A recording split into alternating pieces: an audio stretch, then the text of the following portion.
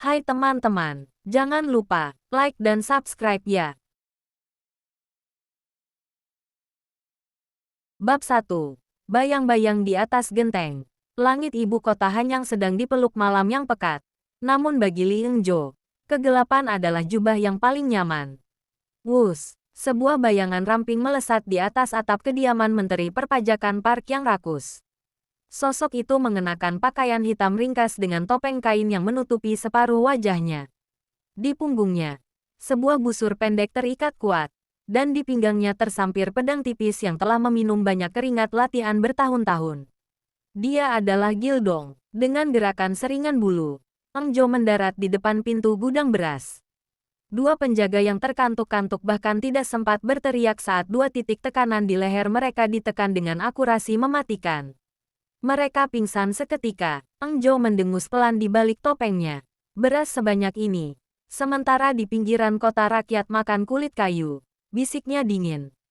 Ia bekerja dengan cepat, mengikat beberapa karung beras ke tali tambang, lalu melemparkannya keluar tembok luar tempat beberapa bayangan rakyat jelata sudah menunggu dengan tangan gemetar karena haru.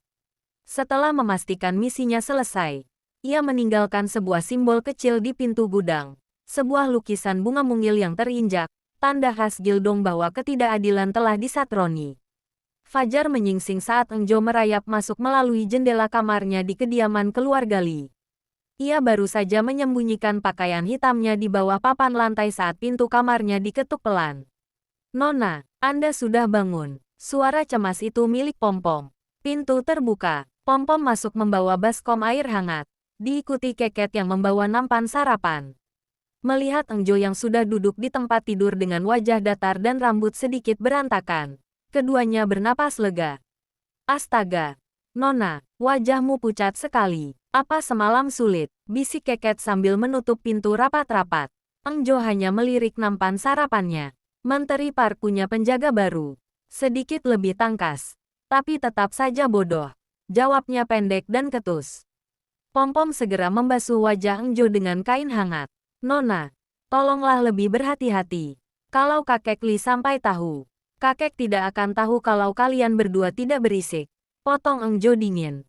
Meski tangannya perlahan menggenggam tangan Pom-Pom dengan lembut, menunjukkan rasa terima kasih yang tidak ia ucapkan. Bagi Engjo, Pom-Pom dan Keket bukan sekadar budak, mereka adalah satu-satunya orang yang tahu bahwa di balik gaun sutra yang kaku ini, ada jiwa yang haus akan keadilan. "Nona Li," suara berat terdengar dari lorong. Itu adalah suara kakek Li, sang penasihat kaisar. Engjo langsung mengubah posisinya. Ia duduk tegak. Wajahnya menjadi sangat datar, dingin, dan tidak tersentuh. Kakek Li masuk dengan janggut putihnya yang rapi. Matanya yang tajam melembut saat melihat cucu semata wayangnya. "Engjo, pagi ini ada lamaran lagi dari putra Jenderal Kim. Kakek sudah menolaknya, tapi mereka bersikeras mengirimkan puisi cinta untukmu." Engjo mendengus. Matanya menatap tajam ke arah jendela. "Bakar saja puisinya, kakek. Aku tidak punya waktu untuk drama laki-laki yang hanya tahu cara menulis kata-kata manis tapi tak tahu cara menghunus pedang untuk rakyatnya." Kakek Li tertawa kecil, tidak merasa tersinggung dengan sikap ketus cucunya. "Kau memang unik, Engjo. Mandiri dan keras kepala seperti mendiang ibumu. Baiklah, kakek tidak akan memaksamu. Hiduplah sesukamu, selama kau bahagia." Setelah kakek Li pergi, Engjo menoleh ke arah Pom-Pom dan Keket. "Siapkan pakaian bepergianku. Aku ingin melihat apakah beras semalam sudah sampai ke tangan yang tepat." "Tapi Nona, Anda baru saja kembali," keluh Keket. "Aku tidak minta pendapat, Keket. Aku minta pakaian," ujar Engjo ketus. Namun ia mengedipkan sebelah matanya. Sebuah rahasia kecil bahwa perjalanan mereka kali ini akan diselingi dengan membeli jajanan pasar favorit mereka bertiga. Bab 2. Titah yang tak terelakkan. Di dalam aula utama istana yang megah, aroma kayu cendana menyelimuti udara yang tenang. Kaisar duduk di tahta emasnya, memandangi sosok pria tegap yang berdiri dengan gagah di hadapannya. Song Weilong, nama itu sudah cukup untuk membuat musuh di perbatasan gemetar. Dengan jubah militer berwarna gelap dan pedang yang jarang meninggalkan pinggangnya, Weilong adalah definisi dari kekuatan absolut kekaisaran. Namun, di hadapan kaisar, Ia hanyalah seorang sahabat yang telah tumbuh bersama sejak mereka masih belajar memegang busur kayu di masa kecil. Wei Long ah, Kaisar terkekeh, menyesap tehnya. Aku sudah bosan mendengar alasanmu. Gadis dari klan yang kau tolak, putri dari provinsi barat kau abaikan. Apa kau berniat menikahi pedangmu dan tidur di barak selamanya? Wei Long hanya menunduk hormat. Wajahnya sedatar batu karang. Hamba hanya ingin fokus menjaga keamanan Baginda dan kekaisaran ini. Pernikahan hanya akan menjadi gangguan. Bantahanmu sudah basi. Potong kaisar dengan nada yang tiba-tiba serius namun penuh binar jenaka. Kali ini, aku tidak meminta. Aku memerintah. Di sisi lain aula, penasihat Li yang baru saja masuk tampak membeku. Ia memiliki firasat buruk. Penasihat Li, mendekatlah. Panggil kaisar. Kau dan kakek Song adalah sahabat sejati. Akan sangat indah jika kedua keluarga besar kalian disatukan dalam ikatan darah. Aku menurunkan titah. Jenderal Song Wei Long harus menikah dengan cucumu, Li Engjo. Dek, penasihat Li merasa jantungnya seakan berhenti berdetak. Ia tahu betul siapa cucunya. Engjo adalah gadis yang lebih memilih mematahkan leher pria daripada melayaninya. Ia teringat betapa ketusnya Engjo setiap kali mendengar kata pernikahan. Baginda, cucu hamba. Engjo, dia memiliki sifat yang unik. Hamba khawatir dia tidak akan pantas untuk jenderal sehebat Wei Long. Ujar penasihat Li dengan suara gemetar. Berusaha mencari jalan keluar halus tanpa menentang kaisar. Justru itu, kaisar memukul sandaran tahtanya dengan semangat. Hanya gadis sekuat cucumu yang bisa menghadapi kakunya si Wei Long ini. Titah ini mutlak, tidak boleh ada bantahan. Tidak boleh ada penundaan. Wei Long tersentak. Ia perlahan menoleh ke arah penasihat Li yang juga sedang menatapnya dengan wajah pucat pasi. Wei Long pernah mendengar desas-desus tentang Li Engjo, gadis bangsawan yang antisosial, ketus, dan konon sangat sulit didekati. Di sisi lain, penasihat Li membayangkan bagaimana reaksi Engjo nanti malam. Rumah mereka bisa berubah menjadi medan perang. Kedua pria itu, sang jenderal besar dan sang penasihat bijak, hanya bisa saling memandang dalam keheningan yang menyesakkan. Mereka sama-sama tahu, melawan titah kaisar berarti pengkhianatan. Namun menjalani pernikahan ini mungkin adalah tantangan tersulit yang pernah mereka hadapi. Bab 3. Pertemuan di atas langit malam. Angin malam berdesir tajam di antara lorong-lorong gelap ibu kota. Engjo, dengan identitas Gildong, baru saja keluar dari gudang seorang bangsawan korup dengan sekantung kecil emas yang ia petik dari meja judi sang pejabat. Ia berlari ringan, lalu menjejakkan kakinya di tembok kayu, bersiap melompat ke atap seberang untuk menghilang di kegelapan. Namun, saat tubuhnya melayang di udara, sebuah bayangan besar meluncur dari balik bayang-bayang menara pengawas. Sret, sebuah tendangan kuat memaksa Engjo berputar di udara dan mendarat darurat di atas genteng yang licin. Ia mendongak, matanya yang tajam menatap sosok pria yang berdiri tegak menghalangi jalannya. Pria itu mengenakan jubah hitam tanpa tanda pangkat, namun aura kepemimpinannya tidak bisa disembunyikan. Tangannya memegang gagang pedang dengan tenang. Itu adalah Song Wei Long. Sudah cukup lama aku mencarimu. Tikus malam. Suara Wei Long berat dan tenang, namun mengancam. Kembalikan apa yang bukan milikmu dan menyerahlah. Engjo tidak bersuara. Ia tahu jika ia bicara, penyamarannya terancam. Ia hanya mendengus sinis di balik topeng kainnya. Tanpa aba-aba, Engjo meluncurkan serangan. Ia menghunus pedang tipisnya, mengincar titik-titik lemah Wei Long. Klang, klang, klang. Denting logam bertemu logam memecah kesunyian malam. Wei Long terkejut. Pencuri ini bukan pencuri biasa. Gerakannya sangat efisien, cepat, dan penuh teknik yang hanya dimiliki oleh petarung kelas atas. Kau berbakat, gumam Wei Long sambil menangkis sabetan Engjo. Ia membalas dengan sebuah pukulan telapak tangan yang kuat. Engjo terdesak ke pinggir atap. Ia tahu ia kalah tenaga. Saat Wei Long mencoba menangkap pergelangan tangannya, Engjo merogoh kantong kecil di pinggangnya dan melemparkan segenggam bubuk lada dan abu ke arah wajah sang jenderal. Sial, Wei Long mengumpat, menutup matanya sejenak. Kesempatan itu tidak disia-siakan oleh Engjo. Ia melakukan salto ke belakang, mendarat di gang sempit, dan menghilang di balik kerumunan bayangan rumah-rumah penduduk yang rapat. Wei Long berusaha mengejar setelah matanya kembali jernih. Namun lorong-lorong itu seperti labirin yang sudah dikuasai oleh sang pencuri. Ia kehilangan jejak. Wei Long berdiri di atas atap, menatap ke arah gelapnya kota dengan tangan mengepal. Siapa sebenarnya kau? Gildong. Kediaman keluarga Li. Eng Jo memanjat jendela kamarnya dengan napas terengah-engah. Bajunya sedikit robek di bagian lengan. Pom-pom dan Keket langsung menghampirinya dengan wajah pucat pasi. Nona, Anda berdarah. Bisik Pom-pom ketakutan melihat goresan di bahu Eng Jo. Hanya luka kecil. Siapa pria tadi? Dia bukan penjaga biasa. Eng Jo menggeram sambil melepas topengnya. Keringat membanjiri wajahnya yang cantik namun tampak sangat ketus karena kesal. Dia hampir saja menangkapku. Nona, lupakan soal pencuri itu dulu.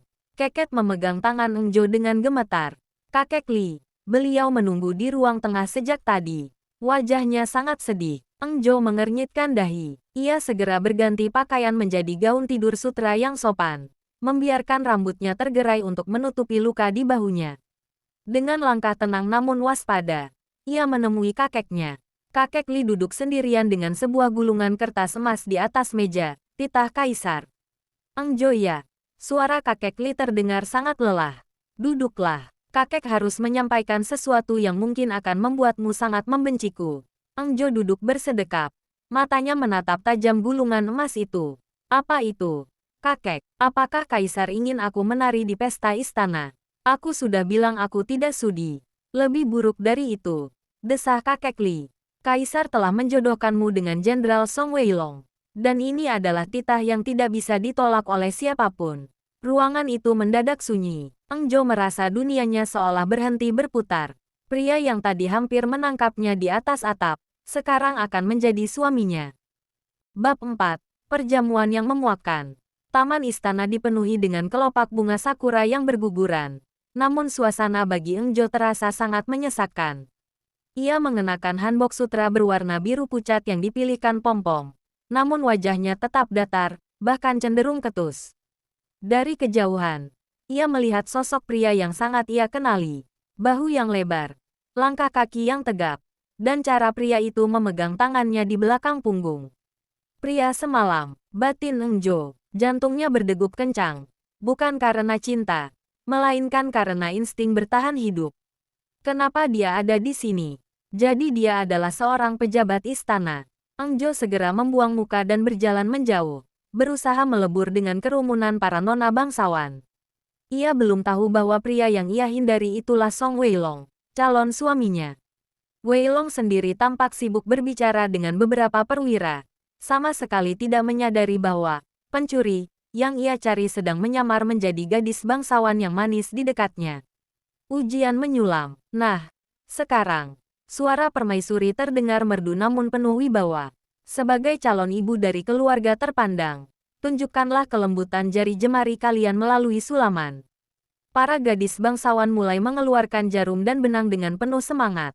Mereka berlomba-lomba menyulam bunga peoni yang rumit atau burung merak yang megah untuk menarik perhatian para pria yang melihat dari kejauhan. Eng Jo menatap kain putih di depannya dengan tatapan kosong. Tangannya lebih terbiasa memegang busur dan anak panah daripada jarum kecil yang menurutnya tidak berguna ini. Dengan gerakan cepat dan asal, ia menarik benang hijau. Selesai. Nona Li, apa yang kau buat? Tanya seorang putri menteri dengan nada mengejek sambil menunjukkan sulaman bunga mawarnya yang sangat indah. Itu hanya sehelai daun. Eng Jo melirik kainnya sendiri, lalu menatap gadis itu dengan dingin. Bunga akan layu dan gugur, tapi daun adalah yang memberinya napas. Lagi pula, menyulam bunga terlalu banyak membuang waktu. Aku lebih suka yang praktis, jawab Eng Jo ketus tanpa sedikit pun rasa malu. Cibiran dan bisik-bisik mulai memenuhi ruangan. Benar-benar tidak punya sopan santun, bisik yang lain. Cucu penasihat Li ternyata hanya seorang gadis kasar.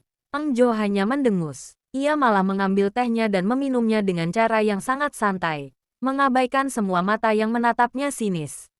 Tatapan sang jenderal, Nona Li Eng Jo, majulah. Permaisuri ingin melihat hasil karyamu. Panggil seorang dayang. Mendengar nama itu, Song Weilong yang sedang berdiri di sudut taman seketika menoleh. Matanya mencari-cari sosok yang bernama Li Eng Jo. Eng Jo berjalan perlahan menuju depan permaisuri. Ia tidak menunduk dalam-dalam seperti gadis lain. Ia berjalan dengan punggung tegak dan dagu yang terangkat. Saat ia melewati Wei Long, aroma tipis kayu cendana dari tubuh pria itu sempat tercium olehnya. Namun Eng Jo tetap menatap lurus ke depan. Wei Long terpaku. Ia melihat seorang gadis yang sangat berbeda dari bayangannya.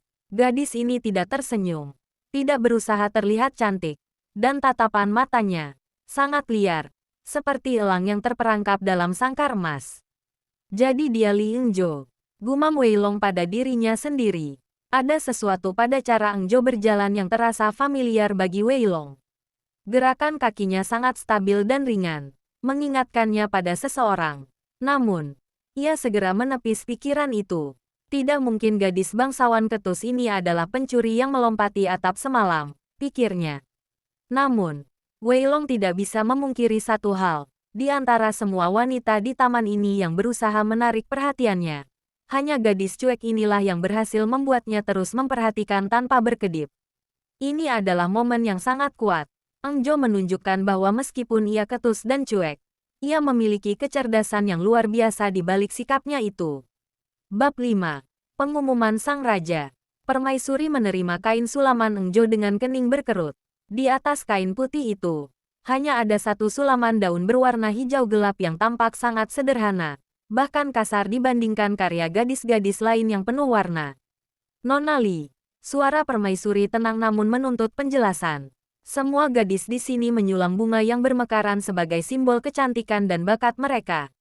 Mengapa kau hanya menyulam selembar daun yang kesepian ini? Suasana taman mendadak hening. Para bangsawan menanti Eng Jo dipermalukan. Namun, Eng Jo berdiri tegak. Matanya menatap lurus ke arah permaisuri tanpa rasa takut. Bunga memang cantik. Yang mulia, ujar Eng Jo dengan nada datar namun mantap. Namun, bunga hanya hidup untuk dikagumi lalu layu saat musim berganti. Daun berbeda, daun tetap bekerja meski tak pernah dipuji. Ia melindungi akar dari terik, menjadi tempat bernaung bagi yang berteduh. Dan saat ia gugur pun, ia menjadi nutrisi bagi tanah. Hamba lebih suka menjadi daun yang berguna daripada bunga yang hanya tahu cara bersolek. Keheningan itu pecah seketika oleh suara tawa yang menggelegar. Hahaha, luar biasa. Kaisar menepuk tangannya dengan keras. Tawanya memenuhi taman. Dengar itu, penasihat Li. Cucumu benar-benar permata yang tersembunyi. Dia tidak hanya cantik, tapi pikirannya setajam pedang jenderal kita. Penasihat Li hanya bisa tersenyum kaku sambil menyeka keringat dingin di pelipisnya. Kaisar berdiri, memberikan isyarat agar suasana menjadi tenang. Karena kalian sudah berada di sini, aku tidak akan menunda lagi. Jenderal Song Wei Long, majulah. Wei Long melangkah maju ke tengah area, berdiri di samping Eng Jo. Untuk pertama kalinya, mereka berdiri bersisian secara resmi. Minggu depan, saat bulan purnama mencapai puncaknya, pernikahan antara Jenderal Song Wei Long dan Nona Li Eng Jo akan dilaksanakan. Seru Kaisar dengan penuh sukacita. Ini adalah perintahku. Dan aku ingin pesta yang paling meriah untuk pahlawan negaraku dan cucu penasihatku. Eng Jo merasa petir menyambar di siang bolong. Ia menoleh perlahan ke arah pria di sampingnya. Matanya menyipit. Dahinya mengernyit dalam. Jadi, pria penyergap semalam ini adalah Song Wei Long. Si jenderal favorit kaisar itu. Batinnya geram. Wei Long pun menoleh. Ia tidak tersenyum. Matanya yang tajam seolah sedang memindai seluruh keberadaan Eng Jo. Ia teringat kembali pada Gildong yang ia lawan di atas atap. Postur tubuh mereka sangat mirip, namun ia mencoba merasionalkan pikirannya. Mana mungkin seorang cucu bangsawan yang cerdas dan berani bicara seperti ini adalah seorang pencuri malam. Wei Long hanya memberikan anggukan tipis sebagai sapaan melalui tatapan. Tatapan yang dingin, namun penuh rasa ingin tahu. Eng Jo membalas tatapan itu dengan tatapan yang jauh lebih dingin, seolah berkata, kau akan menyesal sudah menikahiku. Malam setelah pengumuman, Eng Jo kembali ke kamarnya dengan langkah gusar. Pom-pom dan Keket sudah menunggu dengan wajah cemas. Nona, bagaimana perjamuannya? Tanya Pom-pom. Eng Jo melempar kipasnya ke meja dengan kasar. Buruk, sangat buruk. Aku akan menikah dengan pria yang hampir mematahkan lenganku semalam. Keket menutup mulutnya karena kaget. Maksud Nona, Jenderal Wei Long adalah pria di atas atap itu. Ya, desis Eng Jo sambil mulai membongkar lemari rahasianya. Dan jika dia pikir dia bisa menjinakkan aku setelah menikah nanti, dia salah besar. Jika dia ingin menangkap Gildong, maka aku akan memastikan Gildong lah yang akan membuatnya gila di dalam rumahnya sendiri. Eng Jo mulai mengenakan pakaian hitamnya kembali. Malam ini, kita akan merayakan pertunangan ini dengan mengosongkan gudang milik kerabat Jenderal Song. Aku ingin tahu seberapa hebat dia melindungi keluarganya sendiri. Suasana pagi di istana yang seharusnya tenang menjadi riuh karena kabar pencurian di rumah kerabat Jenderal Song. Sementara para pejabat sibuk berdebat tentang keamanan ibu kota, sang pelaku justru sedang asyik bersembunyi di balik semak-semak taman istana. Bab 6. Rumput dan Rahasia. Matahari mulai naik. Namun Eng Jo sama sekali tidak peduli pada panas yang menyengat. Di sebuah sudut taman istana yang jarang dilewati orang, Eng Jo, yang mengenakan gaun sutra mahal pemberian kakeknya, sedang berjongkok di tanah. Di samping kiri dan kanannya, Pom-Pom dan Keket melakukan hal yang sama. Tangan Eng Jo dengan cekatan memetik rumput liar, namun mulutnya sibuk berbisik. Kalian lihat wajah paman si jenderal itu tadi pagi. Dia pasti menangis melihat emas di peti rahasianya hilang separuh. Bisik Eng Jo sambil menyeringai kecil. Nona, suaramu terlalu keras. Pom-Pom memperingatkan. Matanya waspada melirik ke kiri dan kanan. Tapi benar, Nona, beras dan perhiasan itu sudah disalurkan Keket ke desa kumuh di pinggiran timur. Mereka bisa makan enak selama sebulan. Keket mengangguk antusias. Emasnya banyak sekali. Gildong benar-benar luar biasa semalam. Eng Jo mendengus bangga. Itu peringatan untuk calon suamiku. Biar dia tahu kalau dia tidak sesakti yang orang-orang bilang. Tatapan dari aula, tanpa mereka sadari. Dari koridor aula yang lebih tinggi, dua pasang mata memperhatikan tingkah aneh ketiga gadis itu. Song Wei Long berdiri dengan tangan bersedekap. Matanya menyipit memperhatikan Eng Jo yang sedang berjongkok dengan posisi yang sangat tidak bangsawan. Di sampingnya, Junho, seorang pejabat muda yang cerdas sekaligus sahabat karib Wei Long, menahan senyum. Apa yang dilakukan calon istrimu, Wei Long? Apakah dia sedang meneliti jenis rumput baru? Goda Junho. Wei Long menghela napas panjang. Wajahnya menunjukkan keheranan yang mendalam. Dia sangat aneh. Gadis lain akan duduk manis di paviliun sambil menunggu permaisuri. Tapi dia malah kotor-kotoran dengan pelayannya. Dia tidak punya rasa malu sama sekali terhadap penampilannya. Junho tertawa kecil. Matanya menatap Eng Jo dengan penuh minat. Justru itu yang menarik. Dia pintar. Berani bicara di depan kaisar. Dan lihatlah. Dia tampak sangat akrab dengan pelayannya. Seolah mereka adalah saudara. Dia unik. Wei Long, kau beruntung mendapatkan gadis sesegar dia di tengah kebosanan istana ini. Unik atau tidak, dia tetap membuatku pening. Jawab Wei Long pendek. Namun matanya tidak bisa beralih dari Eng Jo. Tiba-tiba, Junho melambai ke arah taman. Nona Li Eng Jo, teriaknya ramah. Interaksi canggung. Eng Jo, Pom-Pom, dan Keket tersentak. Mereka bertiga berdiri serentak dengan gerakan yang hampir bersamaan. Persis seperti prajurit yang tertangkap basah. Eng Jo segera membersihkan tanah di tangannya ke gaunnya. Tindakan yang membuat Wei Long kembali menghela napas di kejauhan. Eng Jo menatap Junho dengan wajah ketusnya yang khas. Ada apa? Aku sedang sibuk. Jawabnya singkat saat Junho dan Wei Long mendekat. Junho sedikit membungkuk hormat. Matanya melirik ke arah tangan Eng Jo yang masih kotor. Maaf mengganggu kesibukan. Memetik rumput Anda, Nona. Permaisuri sudah menunggu di dalam untuk menyerahkan hadiah pernikahan. Sebaiknya Anda segera masuk. Eng Jo melirik Wei Long yang berdiri diam di samping Junho. Tatapan mereka bertemu. Eng Jo tidak merasa malu. Ia justru menatap balik dengan pandangan menantang. Bilang pada permaisuri, aku akan masuk setelah tanganku bersih. Ujar Eng Jo ketus. Ia kemudian menoleh pada Wei Long. Jenderal Song, aku dengar rumah kerabatmu baru saja kemalingan. Sayang sekali. Padahal kau pahlawan perang. Tapi mengamankan satu rumah saja tidak bisa. Junho hampir tersedak menahan tawa. Sementara wajah Wei Long mengeras. Pencuri itu cerdik. Jawab Wei Long dingin. Matanya menatap tajam ke dalam mata Eng Jo. seolah mencoba menemukan jejak lada dan abu yang ia temui semalam. Tapi dia ceroboh karena telah memancing kemarahanku. Aku akan segera menangkapnya, Nona Li. Dan saat itu terjadi, tidak akan ada ampun. Eng Jo hanya mengangkat bahu dengan cuek. Semoga beruntung, Jenderal. Jangan sampai kau menangkap angin. Setelah Eng Jo berlalu pergi diikuti Pom-Pom dan Keket, Junho menyenggol lengan Wei Long. Wah, dia benar-benar berani padamu. Bagaimana menurutmu? Wei Long terdiam sesaat, memperhatikan langkah Eng Jo yang sangat tegap. Ada sesuatu yang salah dengan gadis itu, Junho. Dan aku akan mencari tahu apa itu sebelum hari pernikahan tiba. Pencarian informasi yang dilakukan Wei Long justru membuka tabir tentang siapa sebenarnya sosok wanita yang akan menjadi istrinya itu. Di balik kemewahan keluarga Li, ternyata tersimpan kisah ketangguhan yang luar biasa. Bab 7. Di balik tatapan dingin, Wei Long duduk di ruang kerjanya, menatap gulungan laporan yang dibawa oleh Junho. Ia berharap menemukan rahasia gelap, namun yang ia temukan justru sebuah potret kehidupan yang sunyi dan keras. Yatim piatu sejak bayi, gumam Wei Long. Jemarinya mengetuk meja. Benar, Jenderal. Junho mengangguk serius. Ayah dan ibunya meninggal dalam wabah di perbatasan saat dia masih merah. Penasihat Li membawanya pulang dan membesarkannya dengan kasih sayang yang luar biasa. Namun, Eng Jo bukan gadis biasa. Junho menceritakan satu kejadian yang terekam dalam ingatan para pelayan lama.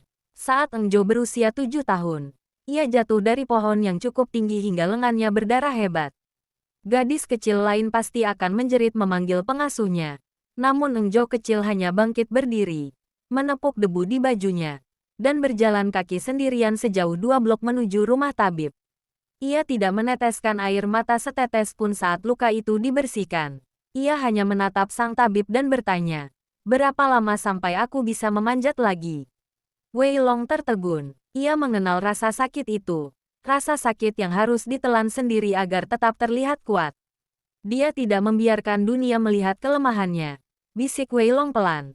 Sisi lain sang nona ketus. Sementara itu, di kediaman keluarga Li, Eng Jo baru saja kembali dari istana. Wajahnya masih terlihat masam. Apalagi setelah bertemu dengan Wei Long yang menurutnya sangat menyebalkan. "Nona, ini teh madu untukmu." Pom-Pom membawakan cangkir. Eng Jo melihat ke arah luar jendela, di mana beberapa budak baru sedang bekerja membersihkan halaman di bawah terik matahari. Ia mendengus, lalu berbalik ke arah meja kayu besarnya yang penuh dengan hantaran makanan enak dari istana. "Pom-Pom, Keket," panggil Eng Jo ketus. "Bawa semua kue-kue manis dan daging panggang ini ke dapur belakang. Bagikan pada semua pelayan. Katakan pada mereka kalau aku sedang tidak nafsu makan karena melihat wajah Jenderal Song tadi." "Tapi Nona, ini makanan kelas 1 dari permaisuri," seru Keket kaget. "Aku tidak butuh makanan kelas 1 jika perutku mual karena kesal," ujar Eng Jo sambil pura-pura sibuk membaca buku. Padahal ia hanya ingin memastikan para pelayan yang kelelahan itu bisa makan enak. Dan pastikan si tua Paman Jo yang kakinya pincang mendapat bagian paha ayam yang paling besar. "Jika tidak, aku akan memotong gajimu bulan depan." Pom-Pom dan Keket saling berpandangan dan tersenyum. Mereka tahu betul, ancaman Eng Jo itu hanyalah tameng. Eng Jo tidak pernah memotong gaji siapapun. Ia justru sering menyelipkan kepingan perak tambahan di kantong mereka. Kecurigaan yang memudar, rasa penasaran yang tumbuh. Kembali ke kantor militer, Wei Long menutup gulungan laporannya. Ia teringat bagaimana Eng Jo berjongkok memetik rumput tadi pagi. Ia kini paham. Gadis itu tidak cuek karena bodoh, tapi karena ia tidak butuh validasi dari siapapun. Dia mandiri karena dia harus mandiri, pikir Wei Long. Namun, ada satu hal yang masih mengganjal di hati Wei Long. Kekuatan fisik Eng Jo saat berjalan, ketenangannya saat ditekan, dan luka kecil di bahu yang ia lihat sekilas di istana tadi. Luka yang tertutup gaun namun terlihat saat Eng Jo bergerak cepat. "Junho," panggil Wei Long tiba-tiba. "Ya, Jenderal, siapkan sebuah peti berisi kain sutra terbaik dan kirim ke kediaman Li. Tapi, selipkan satu busur panah berkualitas tinggi di dalamnya. Aku ingin lihat bagaimana dia bereaksi terhadap hadiah itu." Wei Long ingin menguji satu hal. Apakah Eng Jo akan bersikap ketus pada busur itu? Atau justru matanya akan berbinar melihat senjata yang lebih ia butuhkan daripada sekadar kain sutra. Pertunjukan kemampuan Eng Jo ini benar-benar membuat posisi para bangsawan yang meremehkannya terbungkam seketika. Ia tidak hanya menggunakan fisiknya, tapi juga nyalinya yang besar. Bab 8. Anak panah dan harga diri. Peti kiriman dari Jenderal Wei Long sempat membuat Eng Jo mengerutkan kening. Sambil memegang busur panah hitam yang elegan namun sangat fungsional itu, ia bergumam pada Pompong. Kirim balik ini ke barak jenderal. Katakan padanya, jika dia ingin melamar seorang gadis, bawakan bunga atau perhiasan, bukan alat untuk membunuh. Dia pasti salah memasukkan barang karena terlalu sibuk mengurusi pencuri, ujar Eng Jo ketus. Meski dalam hati ia mengagumi keseimbangan busur tersebut. Tantangan di lapangan istana. Beberapa hari kemudian, dalam jamuan santai di taman belakang istana, Kaisar sedang bersemangat. Setelah menyaksikan Wei Long dan para perwira memanah sasaran dari jarak jauh, perhatian beralih pada para wanita bangsawan yang duduk di paviliun. Seorang nona bernama Lady Choi, yang sejak awal merasa tersingi oleh perhatian Kaisar pada Eng Jo, menutup mulutnya dengan kipas sambil tertawa kecil. Yang mulia, ujar Lady Choi dengan nada manis namun beracun. Hamba mendengar desas-desus unik. Katanya, Nona Li Eng Jo yang terhormat ini memiliki kemampuan memanah yang melebihi gadis biasa. Mengingat dia adalah calon istri jenderal besar, bukankah sangat menarik jika kita melihat kemampuannya? Para bangsawan lain mulai berbisik, yakin bahwa Eng Jo, yang menyulam daun saja berantakan, pasti akan memegang busur dengan gemetar. Mereka ingin melihat Eng Jo malu di depan umum. Eng Jo yang sedang mengunyah buah persik menoleh perlahan. Ia menelan buahnya, lalu menatap Lady Choi dengan mata tajam yang membuat nyali gadis itu sedikit menciut. Kau ingin melihatku memanah? Tanya Eng Jo tenang namun dingin. Tentu, Nona Li, kecuali jika kau takut merusak kuku cantikmu. Tantang Lady Choi. Eng Jo berdiri. Ia tidak menoleh pada Kaisar untuk meminta izin, melainkan menatap langsung ke arah target yang jaraknya sangat jauh. Aku akan melakukannya, tapi aku tidak suka melakukan sesuatu tanpa imbalan. Apa maumu? Tanya Lady Choi sombong. Jika aku berhasil mengenai titik tengah target itu dalam 3 kali percobaan, kau harus berlari keliling lapangan ini sebanyak 5 putaran sambil berteriak, saya bodoh. Dengan suara lantang, ujar Eng Jo datar. Suasana menjadi riuh. Kaisar justru tertawa keras. Deal, aku yang akan menjadi saksinya. Seru Kaisar dengan penuh semangat. Bidikan sang elang. Eng Jo melangkah ke tengah lapangan. Ia melepas jubah luarnya yang merepotkan dan memberikannya pada Keket. Wei Long memperhatikan dari kejauhan. Matanya tidak berkedip. Ia ingin melihat apakah teknik memanah Eng Jo sama dengan teknik Gildong.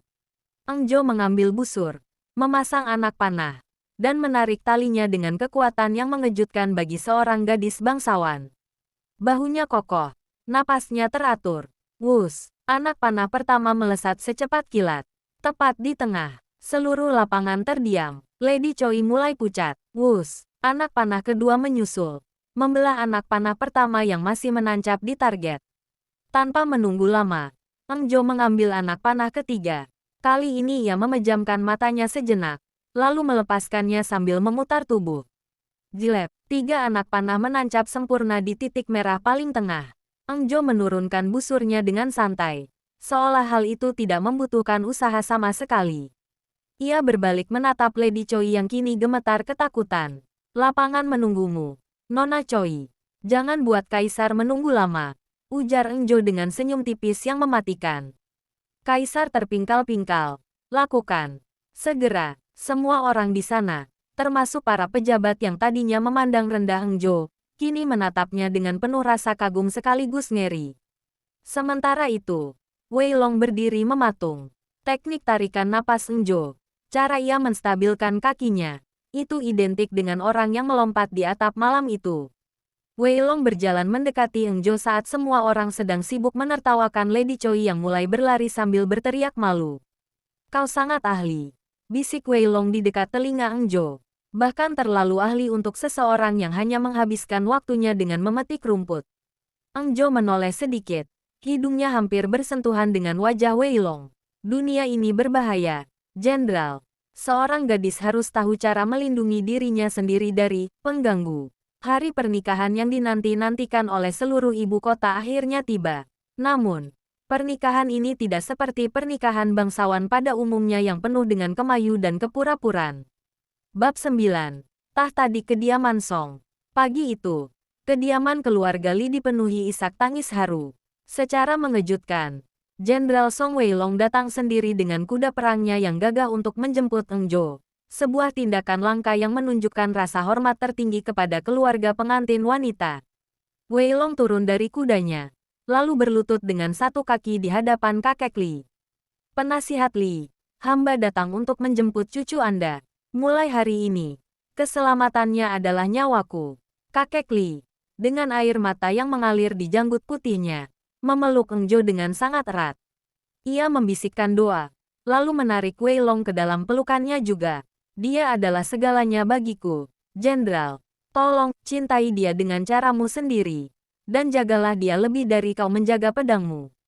Eng Jo yang berada di balik cadar merahnya hanya bisa terdiam. Ia merasakan ketulusan kakeknya. Namun hatinya masih terasa dingin dan waspada terhadap pria yang kini resmi menjadi suaminya. Upacara dan malam yang sepi. Setelah prosesi upacara yang panjang dan melelahkan di kediaman jenderal, malam pun tiba. Eng Jo duduk tegak di atas tempat tidur di kamar pengantin yang dihias mewah. Pom-pom dan Keket sudah diperbolehkan ikut tinggal di sana. Namun malam ini mereka harus berada di luar kamar.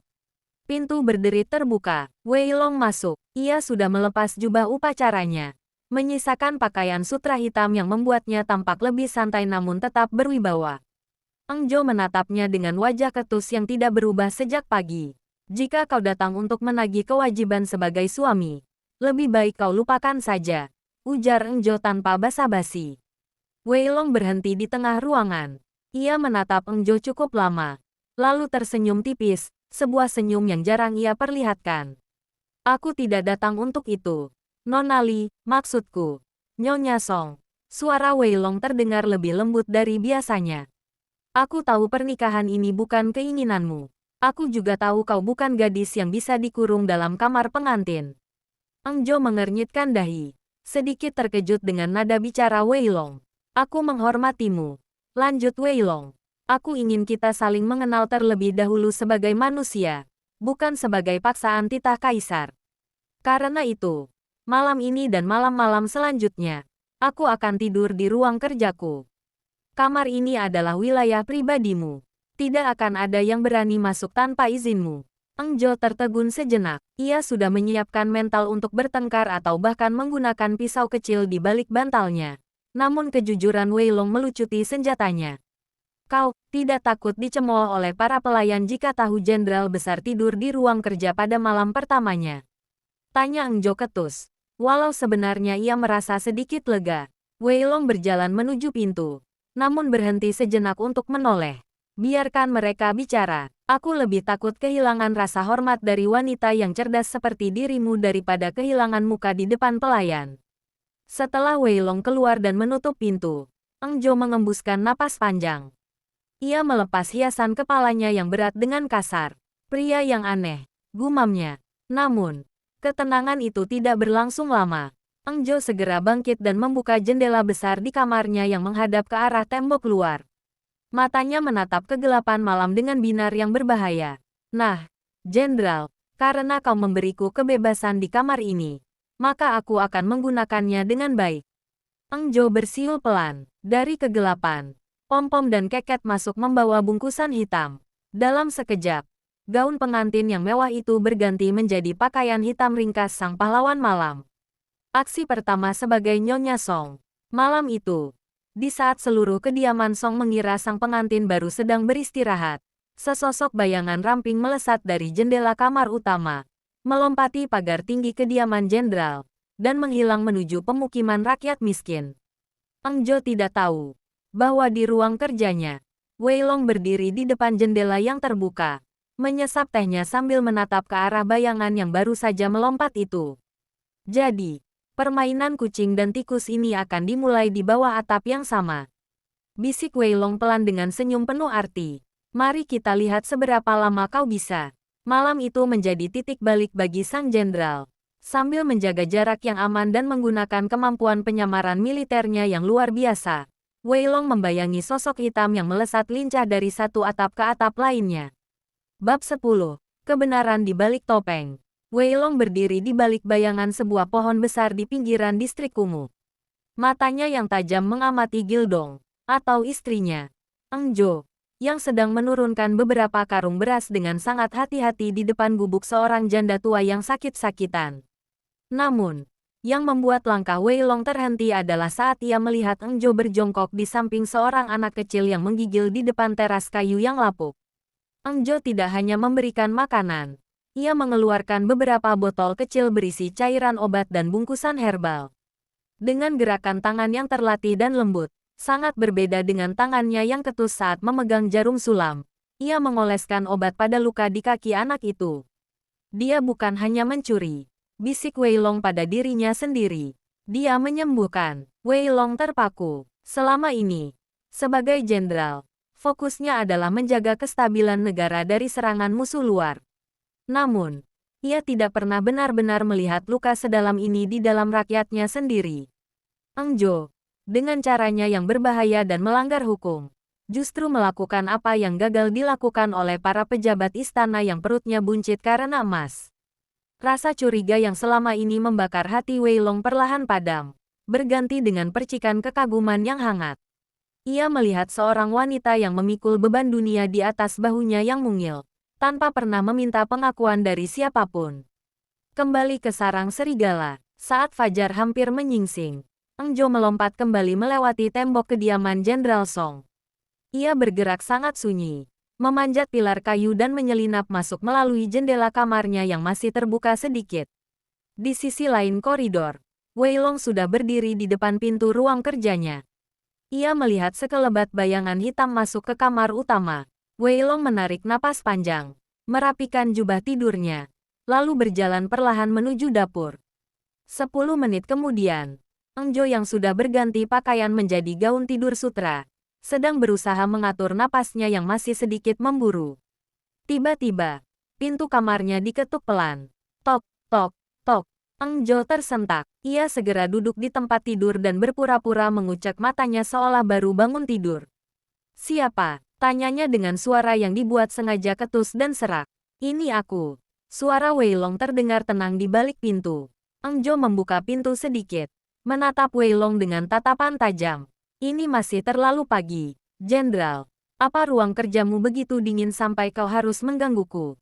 Wei Long menatap wajah istrinya. Ia melihat ada sedikit sisa debu hitam di garis rambut Eng Jo. Namun ia hanya tersenyum tipis.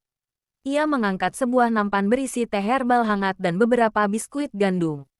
Aku terbangun dan merasa haus.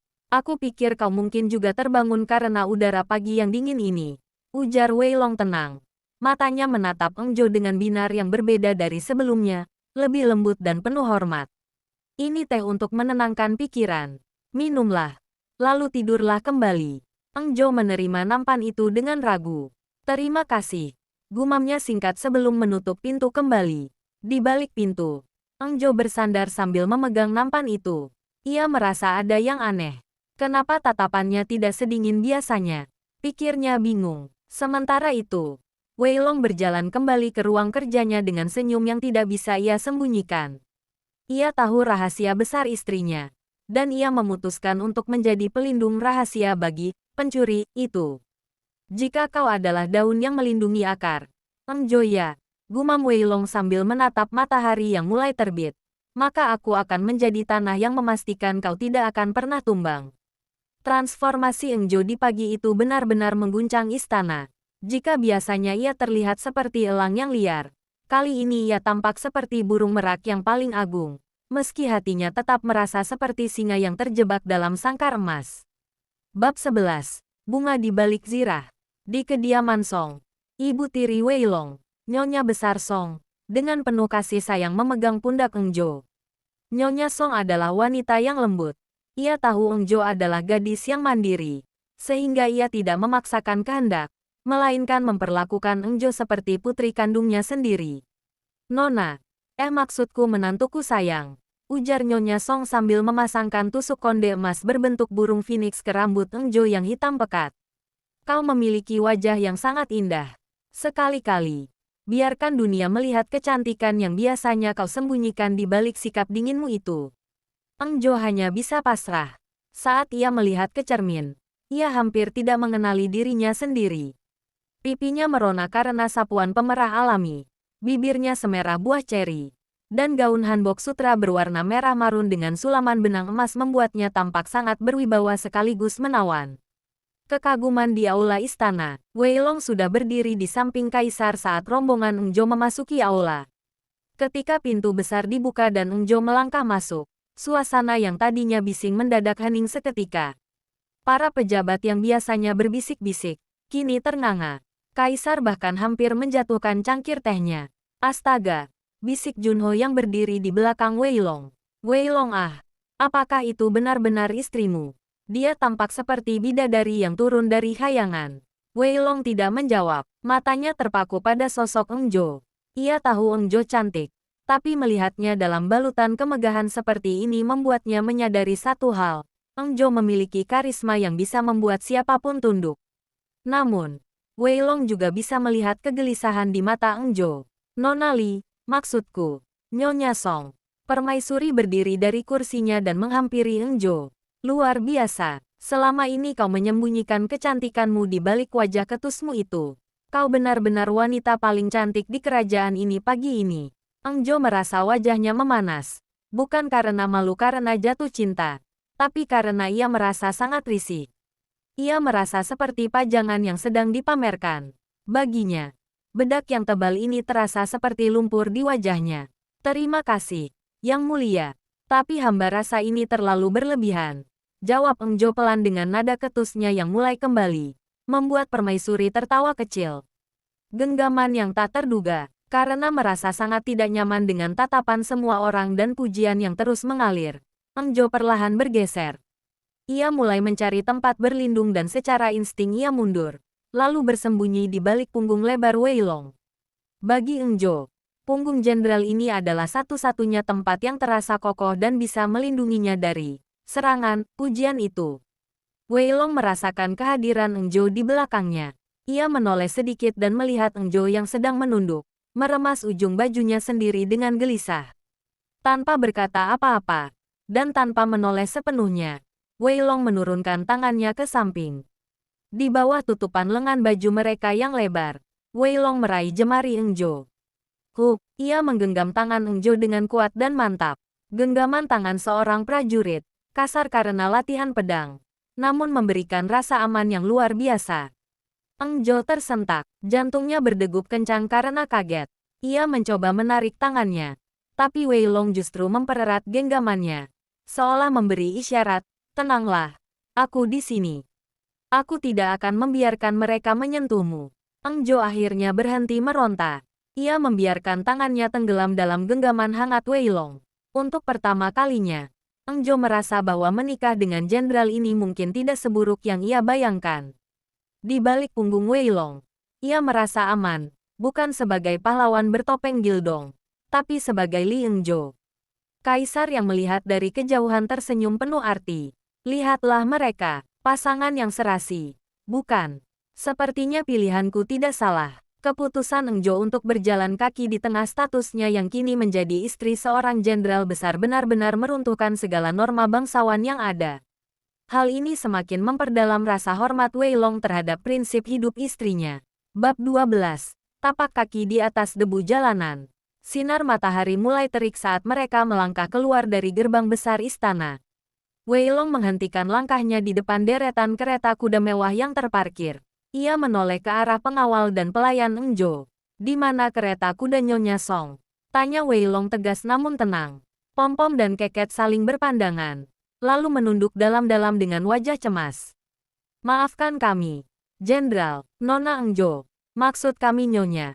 Beliau tidak menggunakan kereta kuda saat datang tadi. Bisik pom-pom. Wei Long mengernyitkan dahi. Ia menatap Eng Jo yang sedang berusaha melepas beberapa tusuk konde berat dari rambutnya dengan raut wajah kesal. Kau ke istana berjalan kaki. Dengan pakaian seberat dan semewah ini. Eng Jo menoleh. Menatap Wei Long dengan tatapan datarnya. Kereta kuda itu seperti kotak tertutup. Jenderal. Jika aku duduk di sana, aku hanya akan melihat debu yang berterbangan dari balik tirai sutra. Ia mulai melangkah menyusuri jalanan berbatu menuju pasar utama. Dengan berjalan kaki, aku bisa melihat siapa yang kelaparan, siapa yang bekerja keras, dan siapa yang sedang tertindas. Di atas jalanan ini, tidak ada jarak antara bangsawan dan budak. Kita semua menginjak debu yang sama. Wei Long terpaku sejenak mendengar ucapan itu. Ia melihat ke arah kereta kudanya yang megah, lalu memberi isyarat kepada pengawalnya untuk membawa kereta itu pulang lebih dulu. Tanpa sepatah kata pun, Wei Long melangkah menyusul di samping Eng Jo. Sang jenderal besar, dengan seragam militer yang gagah, kini berjalan kaki mendampingi istrinya yang tampak sangat cantik namun terlihat salah tempat di tengah pasar yang ramai. Perjalanan yang membuka mata. Sepanjang jalan, Eng Jo benar-benar menjadi dirinya sendiri. Meski mengenakan gaun mewah, ia tidak ragu untuk berhenti sejenak saat melihat seorang kakek tua yang kesulitan memindahkan keranjang sayurnya. Tanpa memedulikan lengan bajunya yang kotor, Eng Jo membantu mendorong keranjang itu. Wei Long hanya diam, memperhatikan setiap gerak-gerik Eng Jo. Ia melihat bagaimana rakyat kecil menatap istrinya, bukan dengan tatapan takut seperti mereka menatap pejabat, melainkan dengan tatapan bingung yang perlahan berubah menjadi senyuman tulus. "Kau berbeda," ujar Wei Long tiba-tiba saat mereka melewati sebuah jembatan kecil.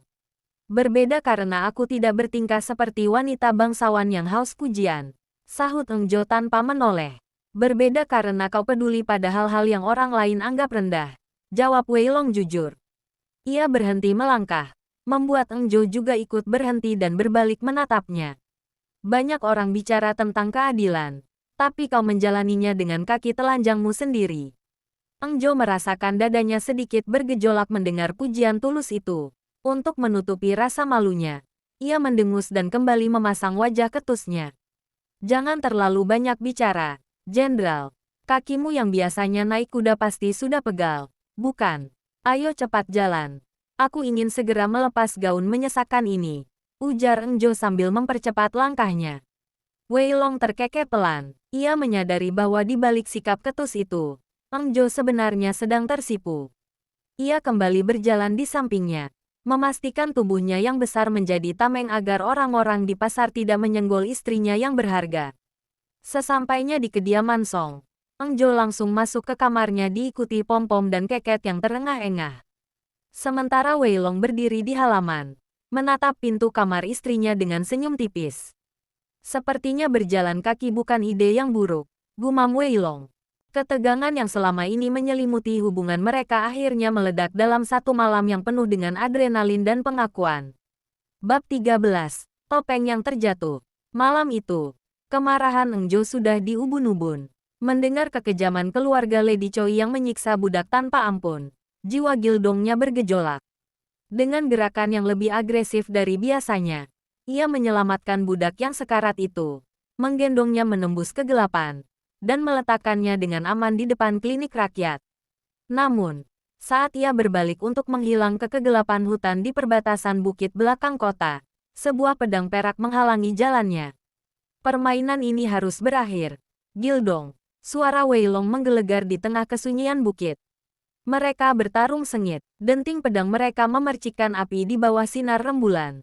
Eng Jo merasa aneh, Wei Long, sang jenderal besar, seolah-olah memberikan celah padanya. Ia tidak menyerang untuk membunuh, melainkan untuk mengurung. Dengan satu gerakan lincah, Eng Jo melempar bom asap kecil dan melesat ke puncak bukit.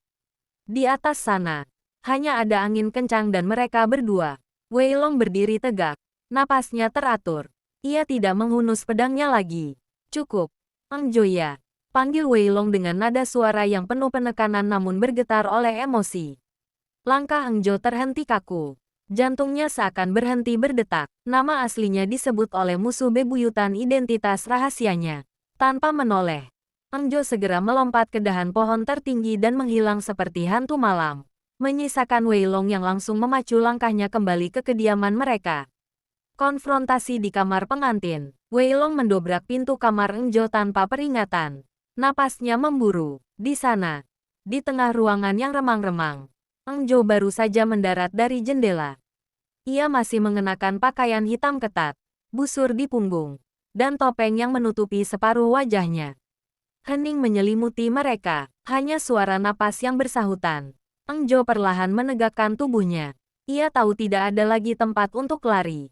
Dengan tangan yang sedikit gemetar, ia membuka ikatan topengnya. Kain hitam itu jatuh ke lantai, menampakkan wajah cantiknya yang penuh keringat dan tatapan mata yang liar namun terluka.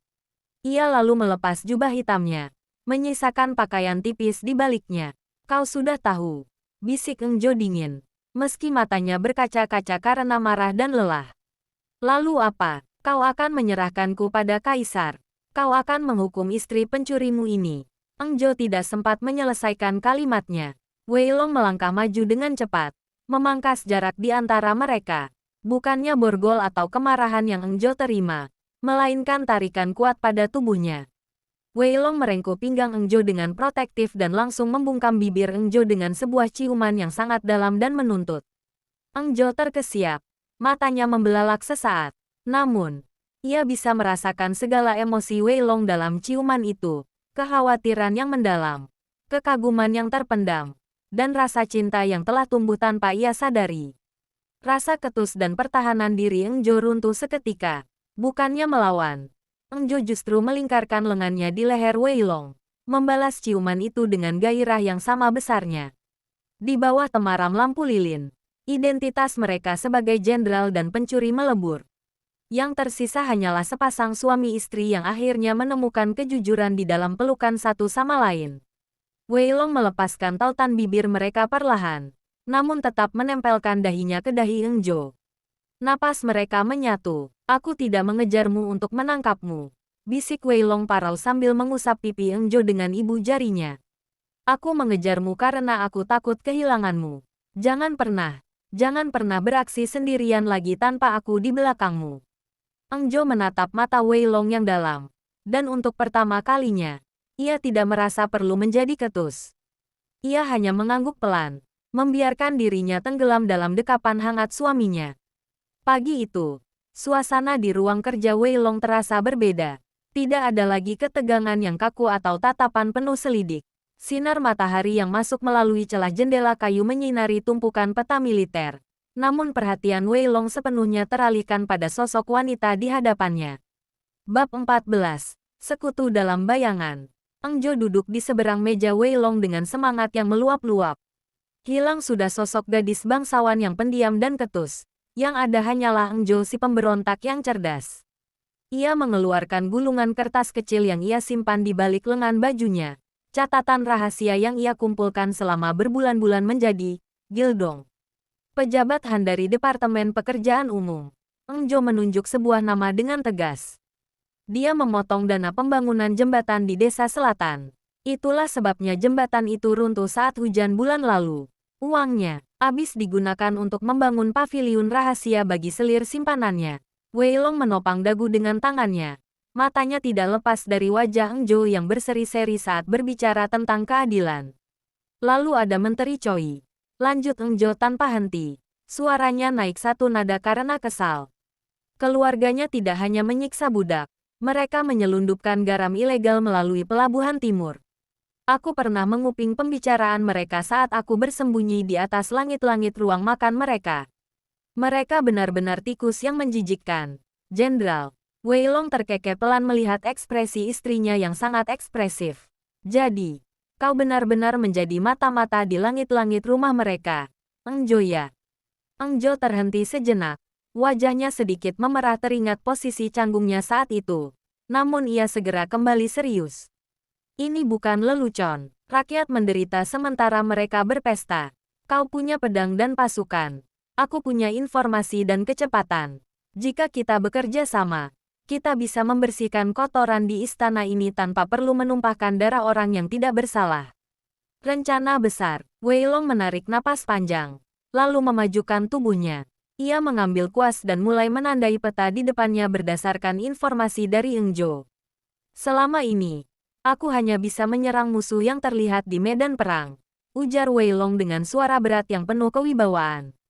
Tapi kau benar, musuh di dalam selimut jauh lebih berbahaya. Informasi yang kau berikan ini Ini adalah emas bagi kekaisaran. Wei Long menatap Eng Jo dengan tatapan yang dalam. Aku akan menggunakan posisiku di depan kaisar untuk mengaudit keuangan mereka secara resmi.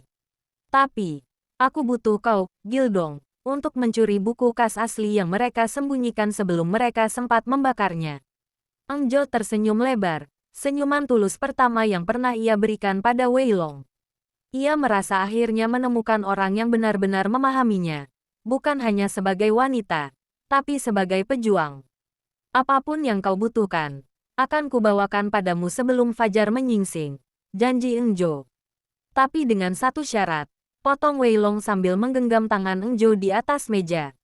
Mulai sekarang, tidak ada lagi aksi sendirian. Aku akan menyiapkan rute pelarian untukmu. Dan Junho akan berjaga di luar tembok. Aku tidak ingin jantungku hampir berhenti lagi karena melihatmu melompat dari tebing. Eng Jo memutar matanya, mencoba kembali ketus meski hatinya menghangat. Kau terlalu khawatir, Jenderal.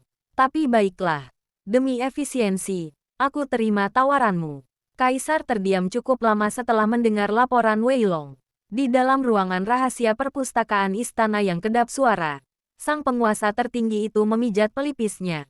Mencoba mencerna fakta bahwa cucu dari penasihat setianya adalah buronan yang paling dicari sekaligus pahlawan yang paling dicintai rakyat. Bab 15. Mandat Rahasia Sang Kaisar. Eng Jo, Kaisar akhirnya bergumam. Suaranya antara tak percaya dan geli. Gadis yang menyulam daun karena menurutnya bunga terlalu rapuh itu adalah si pencuri bertopeng yang membuat para menteri terkena serangan jantung setiap malam. Wei Long berlutut dengan tegas. Benar. Baginda, hamba bersedia menerima hukuman apapun atas namanya. Namun hamba memohon agar Baginda melihat bahwa niatnya tulus untuk rakyat. Tiba-tiba, tawa kaisar pecah, meski terdengar rendah dan penuh wibawa. Hukuman, Wei Long kau tahu sendiri bahwa tanganku sering terikat oleh birokrasi dan hukum kuno untuk menyentuh para menteri serakah itu. Aku butuh seseorang yang bisa bekerja di luar hukum. Kaisar berdiri, berjalan mendekati jendela yang menghadap ke arah ibu kota. Sebenarnya, misimu menikahinya memang untuk memperkuat posisi keluarga Li. Tapi aku tidak menyangka kau akan mendapatkan sekutu sekuat ini. Aku memberimu mandat rahasia. Berantas semua tikus korup itu sampai ke akar-akarnya. Kaisar berbalik. Matanya berkilat tajam. Gunakan informasi dari istrimu. Kumpulkan bukti-bukti fisik, buku kas rahasia, surat perjanjian ilegal, atau emas hasil selundupan. Tapi ingat, lakukan secara diam-diam. Jangan sampai mereka mencium rencana ini sebelum bukti di tangan kita cukup kuat untuk menjatuhkan mereka di pengadilan agung. Persekutuan tiga sisi. Wei Long kembali ke kediamannya dengan perasaan yang jauh lebih ringan namun penuh tanggung jawab. Sesampainya di rumah, ia tidak pergi ke ruang kerja, melainkan langsung menuju kamar Eng Jo. Di sana, Eng Jo sedang berlatih ketangkasan dengan melemparkan pisau kecil ke arah target kayu, didampingi pom-pom yang memegang nampan buah. Kaisar sudah tahu, ujar Wei Long langsung saat memasuki ruangan. Eng Jo terhenti. Sebuah pisau masih di tangannya. Ia menatap suaminya dengan waspada. Lalu, apakah pengawal istana sedang dalam perjalanan ke sini untuk menjemputku? Tidak. Wei Long tersenyum tipis, berjalan mendekat dan mengambil pisau dari tangan Eng Jo. Beliau justru memberikan restunya. Beliau ingin kita bekerja sama. Aku adalah pedang resmi kekaisaran. Dan kau adalah bayangan yang akan mencari titik lemah mereka. Eng Jo menaikkan alisnya, tampak terkesan. Jadi, sekarang aku adalah pencuri resmi yang bekerja untuk kaisar. Bisa dibilang begitu, jawab Wei Long. Target pertama kita adalah Menteri Choi. Dia sedang merencanakan pertemuan rahasia dengan penyelundup garam lusa malam di sebuah paviliun di pinggiran sungai. Aku akan memimpin pasukan untuk mengepung area dari luar. Tapi aku butuh seseorang untuk masuk ke dalam dan mengambil daftar nama pembelinya. Eng Jo menyeringai.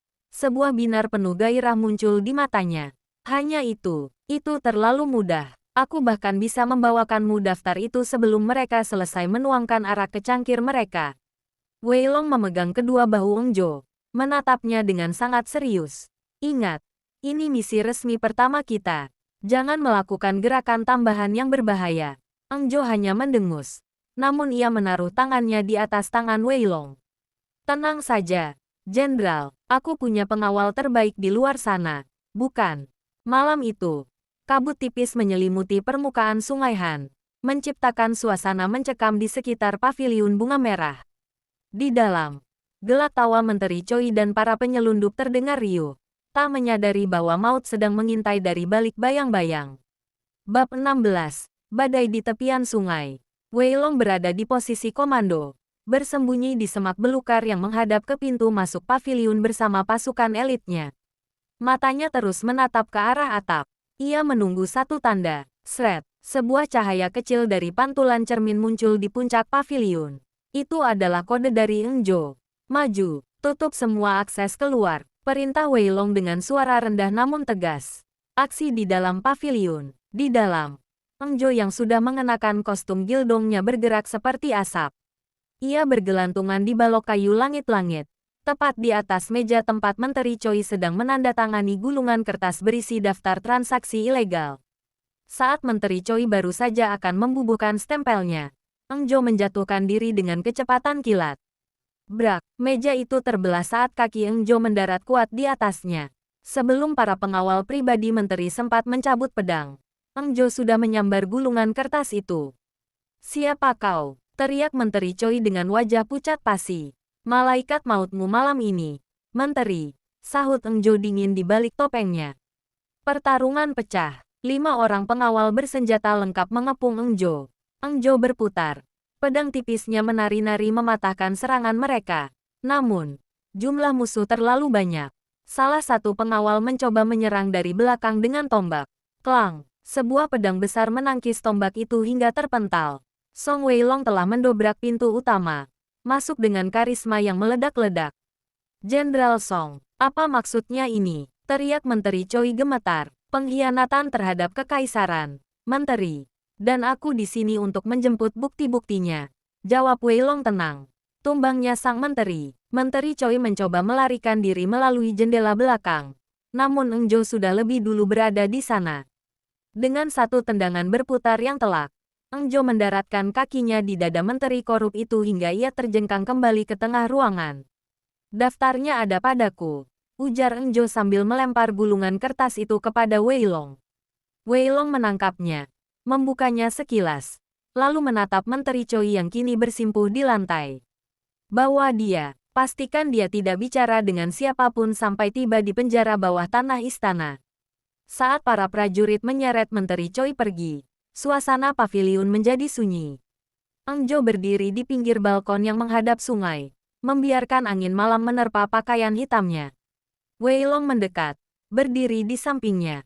Ia tidak lagi memandang Engjo sebagai istri bangsawan yang rapuh, melainkan sebagai kawan seperjuangan yang hebat.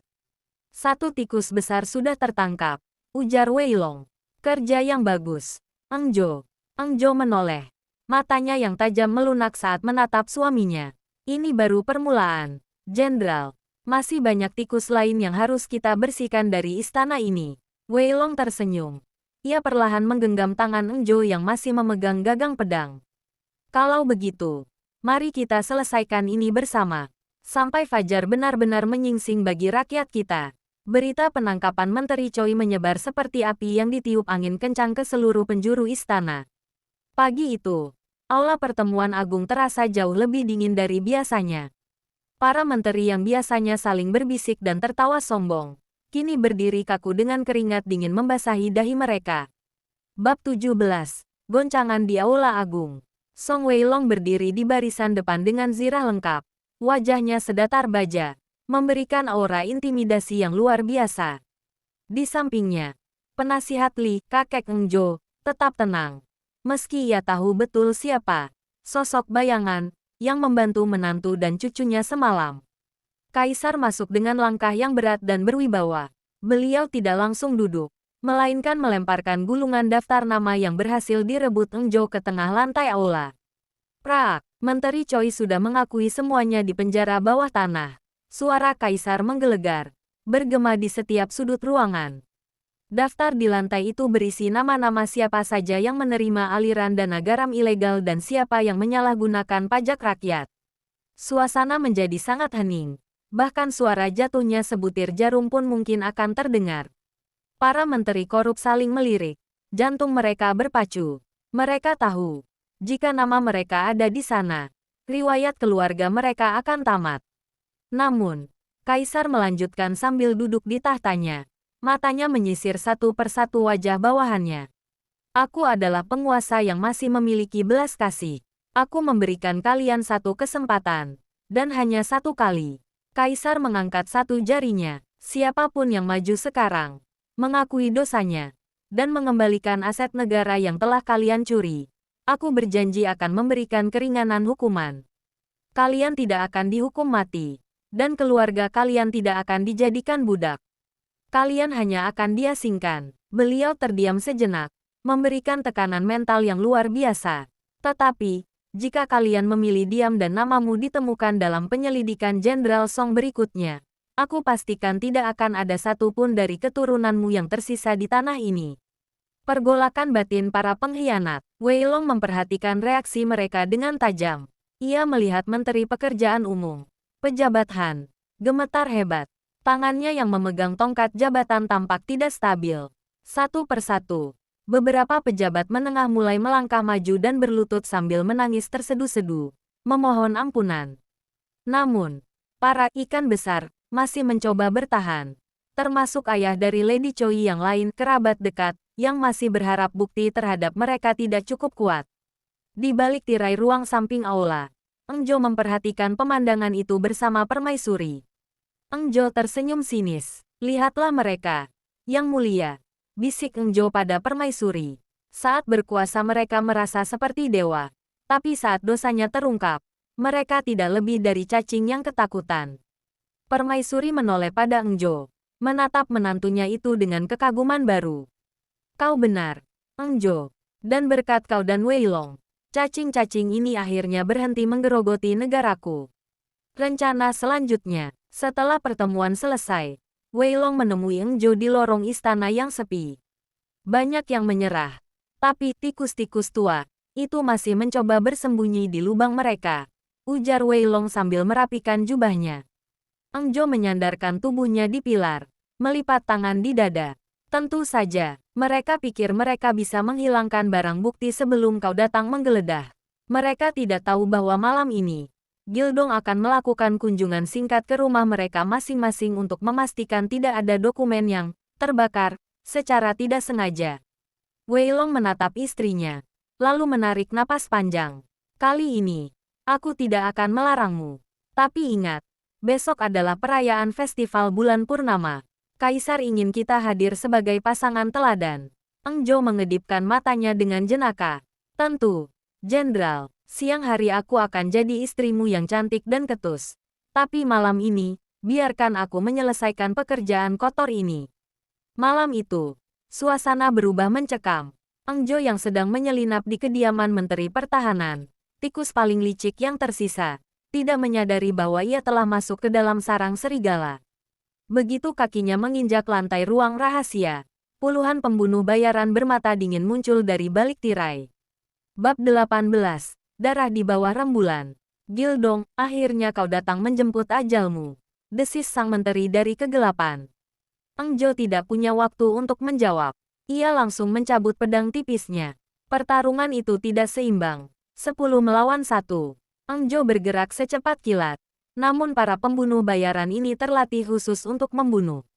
Sret, sebuah sabetan pedang mengenai lengan atas Eng Jo saat ia mencoba menghindari serangan dari arah berlawanan. Darah segar mulai membasahi pakaian hitamnya. Eng Jo meringis. Napasnya memburu. Namun ia tetap berdiri tegak meski luka di lengannya terasa panas membakar. Saat seorang pembunuh bayaran bersiap melayangkan serangan fatal ke arah dada Eng Jo yang sudah terpojok, sebuah bayangan besar mendobrak pintu dengan kekuatan raksasa. Brak, jangan sentuh dia, teriakan Wei Long mengguncang ruangan. Wei Long datang seperti dewa perang yang murka.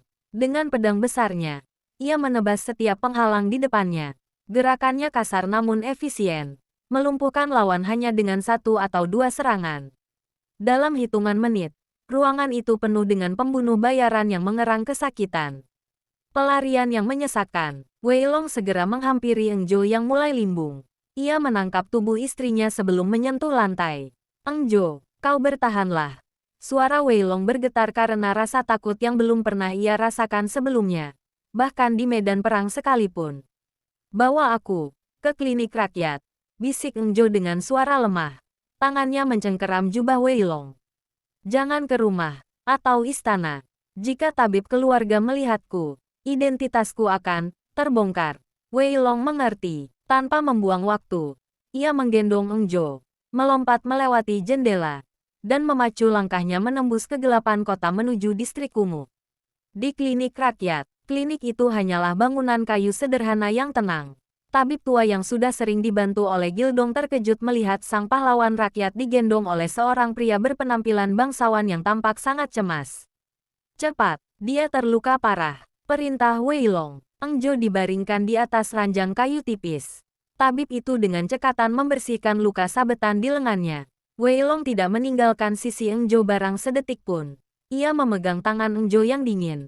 Matanya tidak lepas dari wajah istrinya yang pucat. Lukanya cukup dalam, tapi tidak mengenai pembuluh darah utama, ujar sang tabib sambil membalut lengan Engjo dengan ramuan herbal. Dia hanya butuh istirahat total. Dia kehilangan banyak darah. Engjo perlahan membuka matanya, menatap langit-langit klinik yang berdebu, lalu beralih ke wajah Wei Long yang penuh peluh dan kekhawatiran. Jenderal, bisik Engjo lemah. Maafkan aku ceroboh. Wei Long mengecup punggung tangan Engjo. Matanya berkaca-kaca. Berhenti bicara. Engjo, kau sudah melakukan lebih dari cukup. Sekarang, tugasmu hanya satu, sembuh. Aku akan mengurus menteri itu pagi ini juga. Dia tidak akan pernah melihat matahari terbit lagi sebagai orang bebas. Engjo tersenyum tipis. Rasa kantuk mulai menyerangnya akibat ramuan penenang dari tabib. Di klinik sederhana itu, dikelilingi oleh rakyat yang selalu ia bela. Engjo merasa tenang karena ia tahu ada satu orang yang akan selalu menjadi perisainya, baik di bawah terik matahari maupun di pekatnya malam. Pagi harinya, langit di atas istana terasa sangat berat. Song Wei Long tidak lagi tampil sebagai jenderal yang tenang. Ia adalah badai yang siap menghancurkan apapun di jalannya. Bab 19, Amarah Sang Jenderal. Tanpa menunggu titah resmi kedua, Wei Long memimpin pasukan elitnya menyerbu kediaman Menteri Pertahanan dan para sekutunya tepat saat fajar menyingsing. Setiap bukti yang dikumpulkan Engjo digunakan sebagai palu hakim.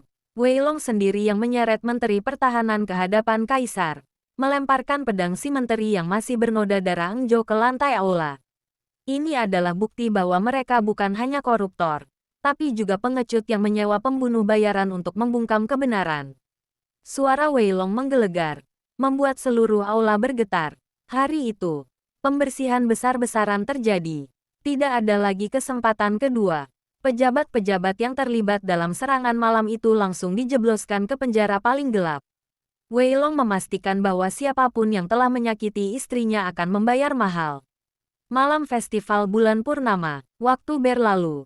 Dan berkat perawatan intensif di bawah pengawasan ketat Wei Long, yang secara pribadi memastikan Engjo meminum obat pahitnya setiap pagi, luka di lengan Engjo mulai mengering. Meski masih sedikit nyeri, Engjo bersikeras untuk hadir dalam festival bulan purnama. Malam itu, ibu kota berubah menjadi lautan cahaya lampion.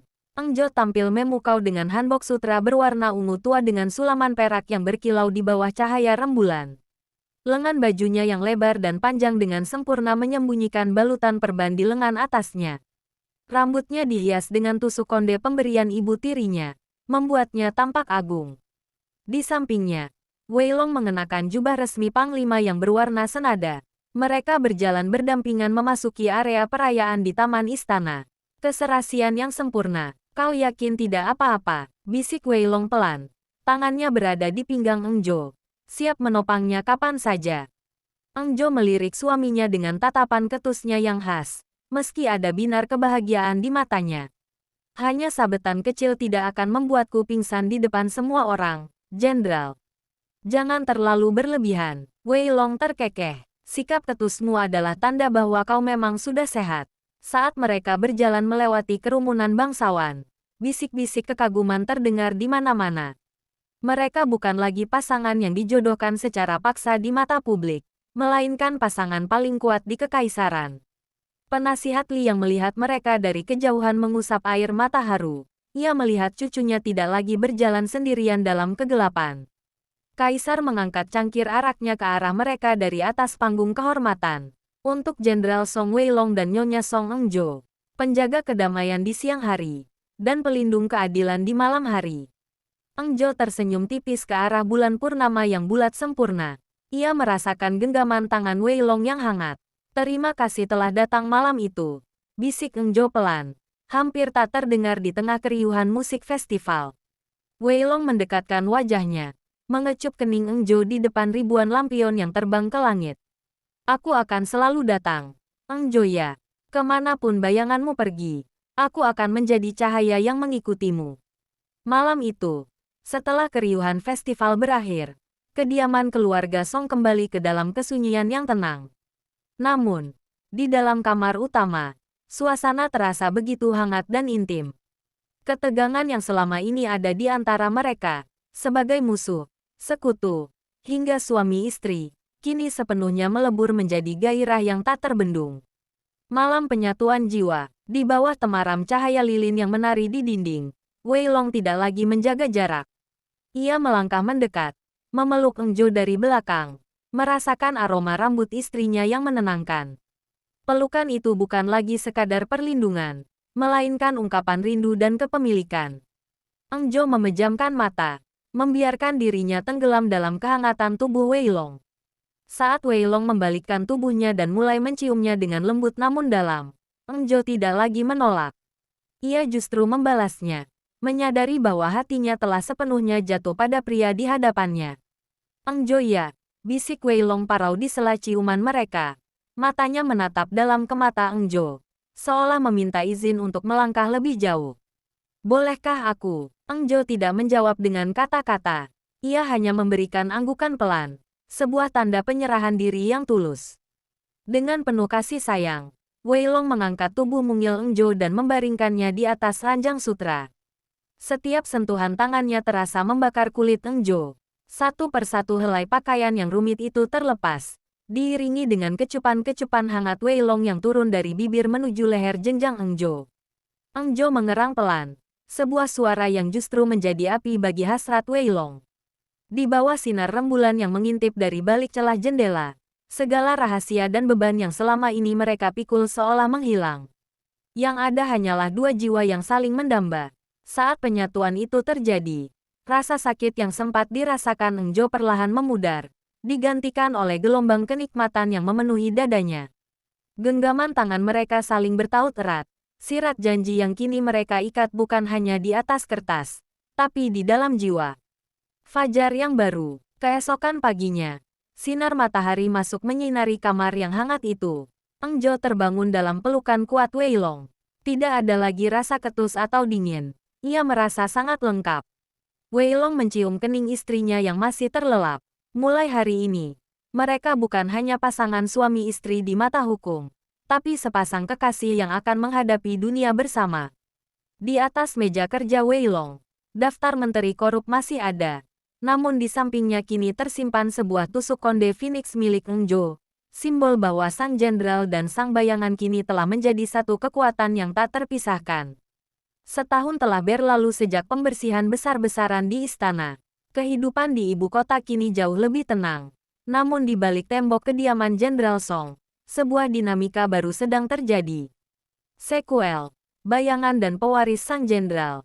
Fajar belum sepenuhnya menyingsing. Namun Engjo sudah berada di halaman belakang, berlatih pedang dengan gerakan yang lebih tajam dari sebelumnya. Setahun menjadi istri jenderal tidak membuatnya menjadi wanita yang hanya duduk diam menunggu teh. Sebaliknya, ia kini menjadi pelatih rahasia bagi pasukan elit pengawal bayangan yang dibentuk oleh Weilong. Weilong muncul dari koridor, membawa jubah tebal. Ia berdiri di tepi lapangan, memperhatikan istrinya dengan bangga. Engjo ya, istirahatlah sejenak. Kau sudah berlatih sejak 2 jam yang lalu. Engjo menyarungkan pedangnya dan menghampiri Weilong dengan keringat tipis di dahi. Musuh tidak menunggu kita beristirahat, Jenderal. Aku mendengar kabar bahwa sisa-sisa pengikut Menteri Pertahanan mulai berkumpul di perbatasan utara. Weilong menghela napas, Ia menyelimutkan jubah itu ke bahu Eng Jo. Mereka memang sedang bergerak, tapi kali ini aku tidak akan membiarkanmu pergi sendirian ke sana. Rahasia yang baru. Sore harinya, Eng Jo merasa tubuhnya sedikit tidak nyaman saat sedang memeriksa laporan logistik beras untuk rakyat miskin bersama Pom-Pom dan Keket. Ia tiba-tiba merasa mual yang luar biasa.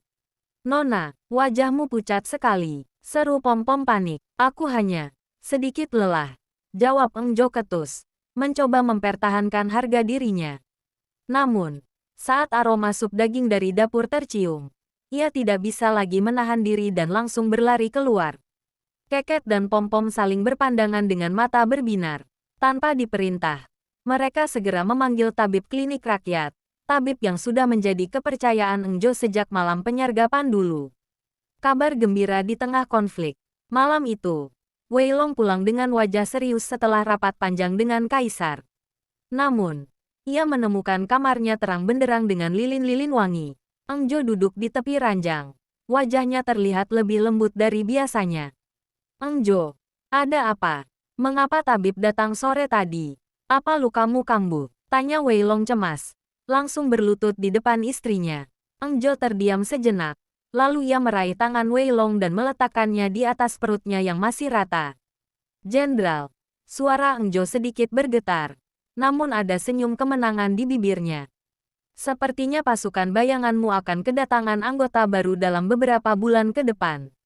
Wei Long terpaku. Matanya membelalak tak percaya. Maksudmu, kau? Eng Jo mengangguk pelan. Ada kehidupan kecil di sini. Sepertinya dia mewarisi sifat keras kepalamu. Karena dia membuatku mual sepanjang hari.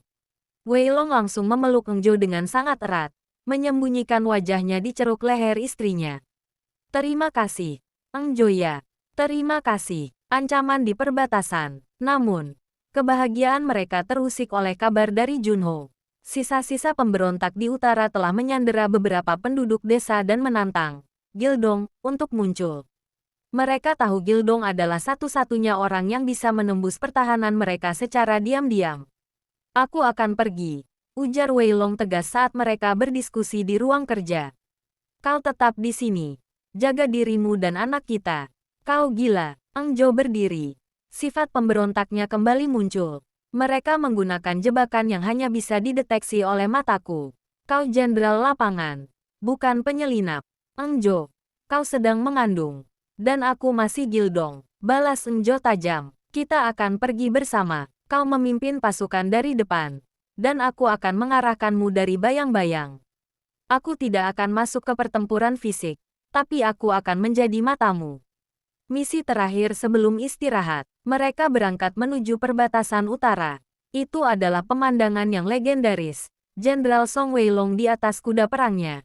Dan sosok bayangan di atas bukit yang memberikan kode melalui sinar matahari dan panah asap. Kerja sama mereka begitu sempurna sehingga pemberontak berhasil ditumbangkan dalam satu malam tanpa korban jiwa dari pihak rakyat. Saat pemimpin pemberontak mencoba lari, sebuah anak panah dengan bulu hitam, ciri khas Gildong, menancap tepat di depan kakinya, membuatnya jatuh tersungkur ketakutan.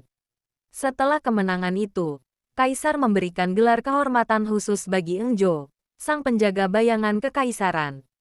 Akhir yang sempurna. Beberapa bulan kemudian, tangisan bayi laki-laki memecah kesunyian di kediaman Song. Bayi itu memiliki mata tajam seperti Wei Long, namun senyum yang sedikit, ketus, dan penuh rahasia seperti Eng Jo. Kakek Li datang dengan air mata bahagia, melihat cicitnya digendong oleh Wei Long, sementara Eng Jo bersandar di bahu suaminya. Siapa namanya? Tanya kakek Li. Song Jonho. Jawab Wei Long, melirik sahabatnya yang berdiri di pintu. Dia akan tumbuh menjadi pria yang jujur seperti ayahnya, dan berani seperti ibunya. Eng Jo tersenyum, menatap bayinya. Dan jika suatu saat nanti rakyat kembali tertindas, aku sendiri yang akan mengajarinya cara mengenakan topeng hitam. Wei Long tertawa dan mengecup dahi Eng Jo. Boleh saja. Tapi pastikan dia belajar cara menyulam bunga terlebih dahulu agar tidak memalukan seperti ibunya.